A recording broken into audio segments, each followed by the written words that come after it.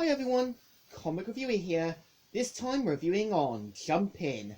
Now, as you know, Jump In is a 2007 Disney Channel original movie that premiered in America on July the 12th, 2007, and in the UK aired on the Disney Channel on April 27th, 2007. Now, keep in mind Disney original movies are meant to be more kind of like films that were released on the Disney channel and not in the theaters. Films like Under Wrap, Horse Sense, Don't Look Under the Bed, also Tear Was the Night, and also Jumping Ship. Now, the premise of the film Jump In is meant to follow Izzy Daniels, who is meant to be this rising boxing star and mostly the sort of city kid who is basically following his father's footsteps by winning the Golden Glove.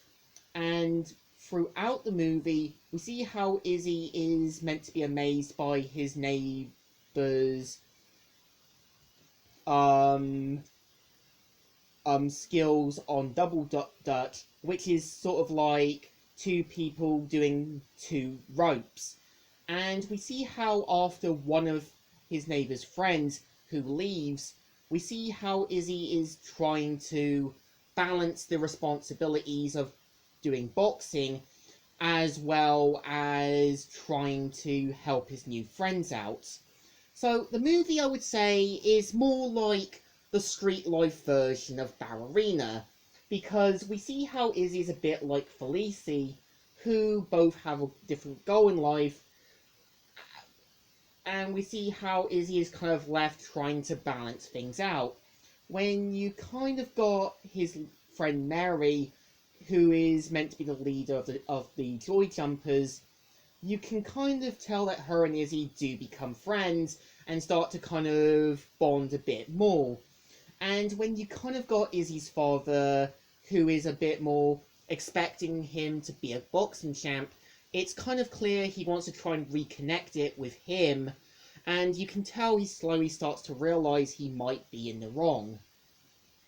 And keep in mind when you've got the bully Rodney, it's kind of clear that he has problems himself, and I kind of feel we could have got a bit more of a glimpse with it, because I feel when you've got characters like Eddie from Ed, Edd n Eddy, or when you've got Flash Thompson in Spider-Man, or mainly when you kind of got, say, Ken from Digimon, you want to make sure it's a character you can kind of relate to. And I think what I do like about the movie is the use of jump ropes, it's the use of skills, and a message about not following someone else's footsteps, but following your own path, which I think is more of a tale that we can kind of relate to. Now, I also do kind of feel when you kind of got the new girl at the boxing gym, Tammy, you could have had her be more of a voice of reason and a new friend to Izzy, because it would have been interesting to see a bit more of a different dynamic with it. And I would say with Jump In is that when it's got the narration, you automatically know who's telling the story. So I'm kind of surprised they didn't get Jamal Jones, Terry Crews, or Kevin Michael Richardson to sort of disguise who the voice is. It just seems like they really tried to enforce it. And keep in mind that when you kind of got Jump In, the movie also did kind of come with a soundtrack with songs like It's On, It's My Turn Now, and Push It to the Limit.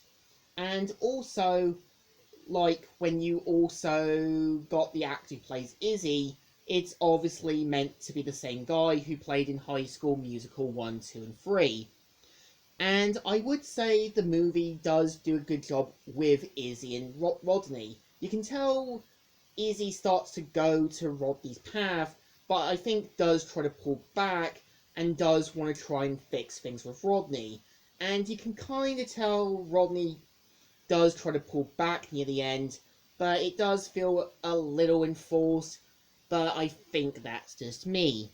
So I do think somewhere Jumping holding its ropes, holding them tightly, and gave us a good film. So I think it deserves a thumbs up. Still good and still alright. So, Comic Reviewer here, signing out.